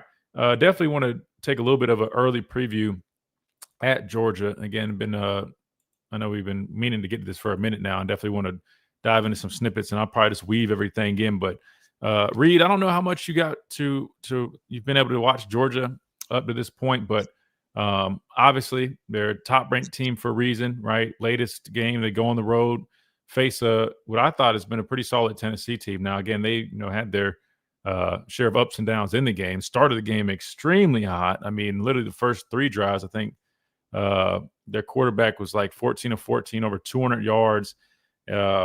And they just looked, I mean, they were just cutting through Georgia like a hot knife through butter, right? But Georgia's going to be Georgia. They're going to adjust. They're going to adapt. They started, getting their stuff together. The offense was giving them some opportunities. And they capitalized on some mistakes, came up with some interceptions in the game, kept themselves in it. Tennessee missed a field goal. They ended up finding a way to finish the game. And when I look at this matchup, Reed, I'll be honest, I think that's definitely going to be one of the biggest keys in the game. I mean, I think when you look at where we're at right now, again, not going back to week 1, but the last 2 weeks, where we're at as a football team, we're resembling what myself and a lot of others thought this football team would be this season. Right. Offensively, I think we're really firing. Ty Simpson, just seeing the confidence just grow week in and week out. I mean, he's playing some of his best ball right now through just 3 short weeks or 3 games. And look, I think they've got a great challenge on their hands, right? Can they carry this over to Georgia on the road about a week from now, right? That's the biggest question, because they've done it at home. They've responded since week 1 the right way, but they haven't been tested yet again. In terms of going on the road and traveling with that same mentality, that same process, and that same standard. So it's going to be big. But in terms of looking at Georgia, starting with their offense, obviously, Gunnar Stockton was a guy going into the year, didn't really necessarily threaten you with his arm too much, at least just watching him. But I will say, after watching him in that Tennessee game, man, he definitely played really well. He can make the throws. He made some really nice throws in that game. He does a nice job just, running and operating that offense. Obviously, we know he's an athletic guy, not, Jalen Milroe, not a Castellanos type runner, but a guy that's got sneaky athleticism, kind of how we talk about Ty. But they do, like using them in the quarterback run game, which is that plus running game we talk about a whole bunch. So that's another dynamic. I view their offense as a very, very balanced offense, right? They try to run the football. Last couple of years, their running game has not been what it was in the past, but they'll still get to it. They do it a number of different ways, but that's definitely going to be key. And I know a lot of people have been talking about their offensive line play. If you really watch the tape, though, Reed, I'll be honest with you. Outside of their right tackle, I mean, they've actually been pretty solid with their offensive line. The right tackle definitely struggled, but for the most part, it really he was the biggest issue. I didn't really see too many other issues out of the other guys. I'm not saying they're perfect, but for the most part, they were pretty solid. Now I need to keep watching it more and more and really focus on them specifically in some of these other games. But if you just go back and watch, at least from what I've seen, the line actually has been pretty decent. Looking at some of their numbers, I mean, they still aren't running the ball necessarily great by any means. I think let's see. I mean, obviously we're 14th in the conference running the football right now. They're 7th. So I mean, right now they're doing a better job. But again, it's only 3 short weeks, right? They've only really played Tennessee, so got to be careful looking at numbers. But they're running a little bit better than they did at least last year. Last year, I want to say they're near the bottom of the conference in rushing, which is very uncharacteristic of them. But you obviously know going into this game, I mean, they're going to be watching the tape. They saw Florida State was able to put 230 yards on us on the ground. I would imagine they're definitely going to look at, getting to their running game, at least testing it, especially with Tim Keenan banged up. He will be back, hopefully as close to 100% as possible. Simmons is playing some good football as a true freshman, but there's a difference between ULM, a Wisconsin team that had a pretty bad offense, and then going on the road and facing Georgia in Athens. So our defense is definitely going to be tested. Another thing that people aren't really talking about is that technically, secondary-wise, we haven't really been tested at all, Reed, which is kind of interesting. Now, I know we got a lot of confidence in our guys, right? We got a lot of good players. But the fact is we hadn't really been tested. You think about it. Florida State didn't throw the football too much when they did. They actually did it pretty well, but they didn't drop back and throw a whole bunch. They really, hit the running game hard.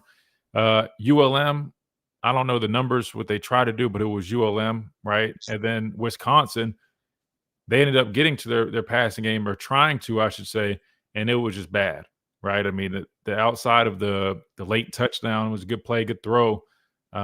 They were not very effective. The quarterback was, dropping gifts to Bray Hubbard, and offensive line play was bad. So I'm curious to see how our secondary looks in this game, because I know we have a really good secondary. I'm confident they go against arguably one of the best receiver rooms in the country on a weekly basis.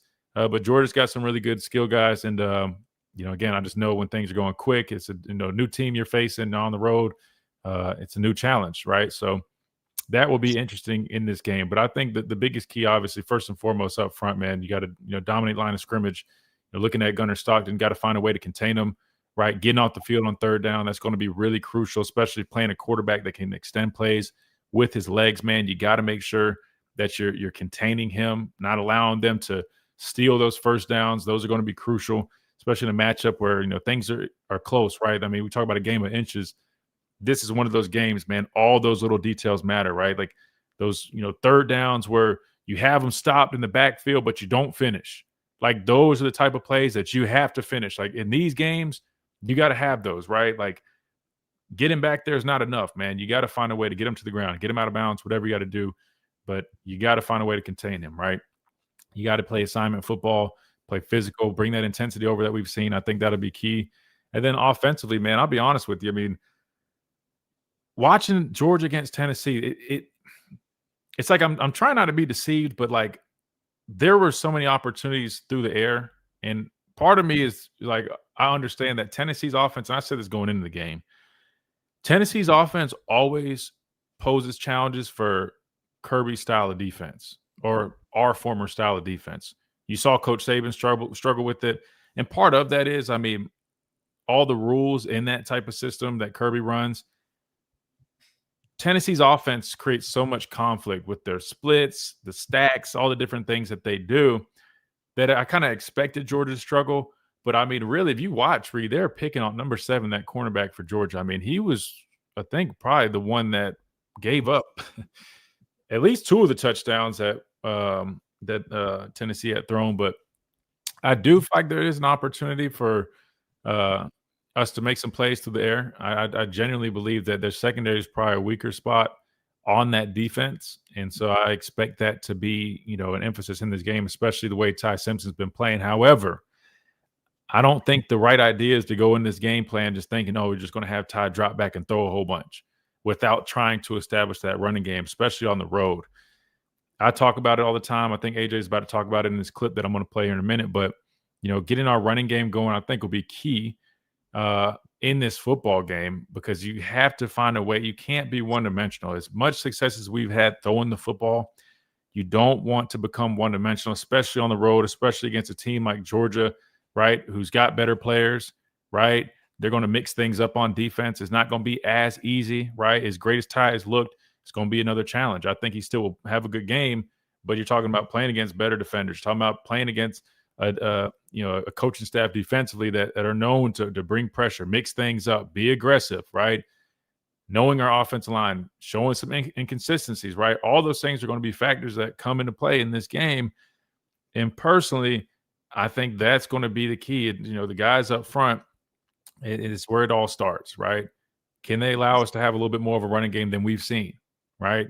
Does Jam Miller coming back, does that provide a little bit more of a spark? That's not going to be everything. I'm smart enough to know, and I played this game long enough, it's not just the back. You need the guys up front. That's the biggest piece. But could him coming back at least give you a little bit more than what we've seen? I hope so, because I do think that's going to be something big in this game, man. Because I just know, we'll make plays there regardless. But if you don't have a running game, if you become one-dimensional, all it does is it allows that defense and that staff to say, all right, man, we're going to dial it up, let our guys pin their ears back and get after it, right? Which, again, we got good players. We'll still make plays, but it's going to be a lot harder to do it consistently, right? Versus if you had a running game where they had to respect that, and versus not having that, you're one-dimensional. It's a whole different ballgame. So, and last but not least, another thing I think that is important. Obviously, we already know the basics of going on the road, right? Playing disciplined football, limiting the penalties, understanding there's going to be crowd noise, being prepared for that. Don't get frustrated. You might have a false start, right? It happens, right? But limit it, right? I think that's obvious that you got to pay attention to that stuff. But something that we hadn't really talked much about, special teams could be really important, right? When you talk about these really close games, those little details and those little things matter. Whether it's field position, red zone offense / defense. Can you hold them to field goals in the red zone? Again, they've got good players. They're going to make plays. But can you secure it as much as possible, right? Limiting people to field goals makes a huge difference in a football game, especially when you got two really good teams playing. All these things matter. And I think they're going to show up in this football game, which I'm excited about. Again, just wanted to get to a little bit of a preview. We'll do a much deeper dive next week. We still got plenty of time. We're about to hit a timeout. We come back, I'll kind of put a bow on this little very early preview for this matchup. But next week, we'll definitely dive more into personnel, their players, stuff like that. We'll pull up the tape, all that. But I wanted, at least this Friday, give you guys a quick little idea of what I've been seeing. Again, I've watched Georgia, Tennessee a number of times now. Got to go back and watch the first couple games a little bit more. I've only kind of seen snippets, but I think it's going to be a good one. I'm hearing allegedly, I don't know how true this is, Reed, something about a blackout, right? I know they asked about it yesterday. I don't know if it's true, because I also just heard that wasn't like official. That just was, their fans saying they want to do that. I don't know. But look, I can tell you what, man, the stage is set. It's going to be a good one, man. You got a hungry Alabama team that's trying to continue their momentum versus a Georgia team that's coming off a close one in Tennessee that's going, returning home, a fan base and a team and a staff that understands Alabama's had their number for the last several years. They want their get back. It's going to be a good one. So I'm counting down the days. I'm looking forward to them. We'll keep giving you guys all the analysis breakdown that you guys want and need right here. But first, we got to hit a quick timeout. We come back. We put a bow on things right here on this free-for-all Friday edition of the Miller's Edge, Tide 100.9, 1230 WTBC.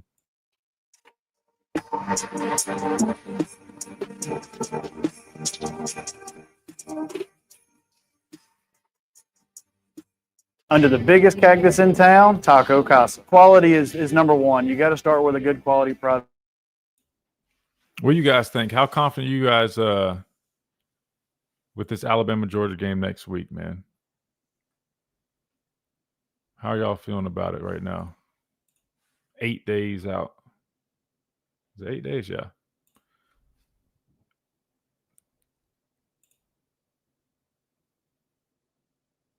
So I'll get this clip real quick.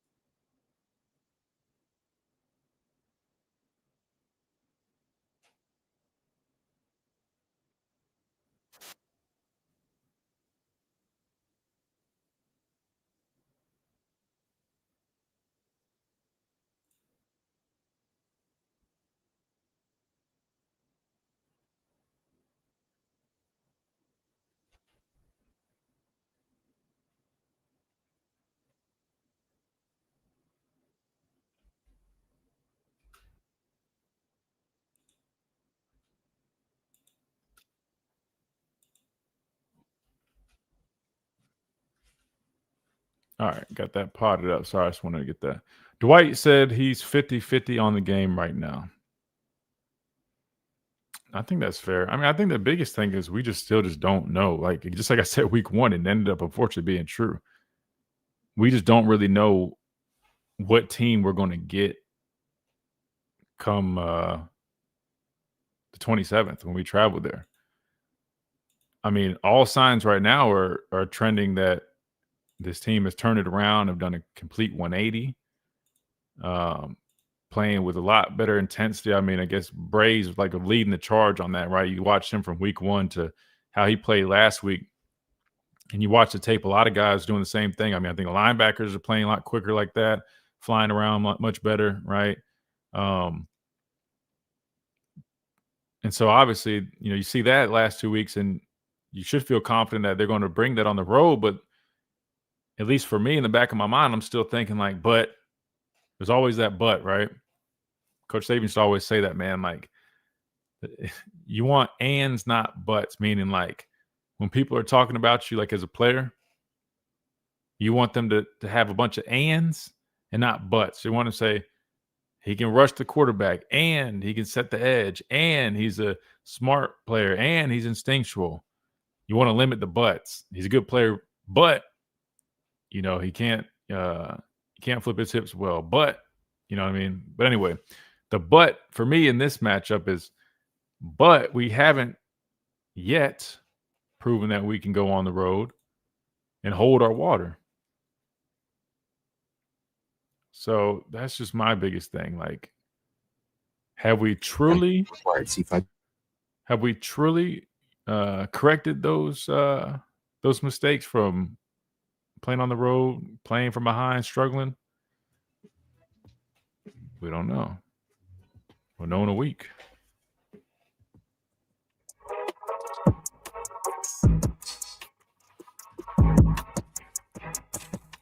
And welcome back into this Free For All Friday edition of Miller's Edge, Tide 100.9, 1230 WTBC, presented by the Good Feet Store, America's Arch Sport Experts. All right, I want to play this quick snippet real quick, building off what I was talking about, getting that running game going, setting everything else up, why it's so important. Here's AJ McCarron on their latest episode from The Dynasty, talking a little bit about that. I know you got to establish a run game. I get that completely. But with what he's doing in the passing game, is that going to open up more things as you go along, or are they just totally separate? Listen, I mean, drop back pass, the drop back passing game has very little effect on the run game. But when you look at a lot of their explosive pass plays have come from play action. And when you face these better teams, when we go into this gauntlet of SEC play that we're about to hit for about 6-7 weeks straight, you got to be able to run the football. And especially when you're playing on the road. And we're going to have some big road games coming up. I mean, in 2 weeks, you play in Athens. You got to be able to run the football some. Because then if you don't, and I understand what Trent's saying about, I do think Ryan's a better receiver out wide. I think this game proves that. The issue with that is when you face better teams, they're going to have a guy at corner that's going to be a first-round pick probably, or a high draft pick, who's going to be able to match up with him. And then when you play a safety over the top of him, well, now it's just they're rolling zone coverage to him. Now it just makes it 10 million times harder to get him open, right? And where I was critical of him in the first game, and I've had people hit me up like, "Oh, you should." I'm not apologizing to Ryan over it, because if anything, I challenged him because I felt like it was a effort issue in the first game. Never once questioned the kid. I know the kid. I think he's a great kid. I've said it a million times. I think he's a unbelievable player. Mm-hmm. And that's why my expectations for him are so high, because I know what he can. I know what he can do, right? He showed it a ton of the slot receiver in the Florida State game. The effort. I don't care about the drops as much. you know, but to get back to your original question, I do think you got to be able to run the football when we get into this gauntlet, and it's only going to help because you're going to run into these issues of playing these really good defenses to where if you don't have a run game and they can play shell coverage against you, these pass plays versus good teams and these dudes running wide open, it very rarely happens, right? And then when it does happen, you got to be able to take advantage of it. But you got to have this run game come alive somehow, especially in Athens and the weeks ahead. And hopefully they can figure it out. So there you go. So definitely, some good comments from AJ regarding that, kind of what we were just talking about. And to be determined, we'll find out in about a week, in a day or so. Will that running game come back to life? Will Alabama show up the way we know they can? Will they show up like Jake mentioned in the chat, how they did, after the bye week going down to LSU? Or will it be another one of those games where we're holding our breath and scratching our heads? We'll see. We'll see. And we'll talk plenty more about that next week on the show. Appreciate everybody this week. Appreciate Reed behind the glass. Appreciate Chase as well. All you guys on the stream, our Tide 100.9 listeners. Appreciate everybody that makes this show possible. All our sponsors included as well. Hope you guys have a great weekend. I look forward to talking to you guys Monday when we really officially dive into this Georgia-Alabama matchup. Again, giving you guys an extensive breakdown, preview, all that good stuff. So be on the lookout for that right here on the Miller's Edge, Tide 100.9, 1230 WTBC, presented by the Good Feet Store, America's Art Sport Experts. We'll see you guys then.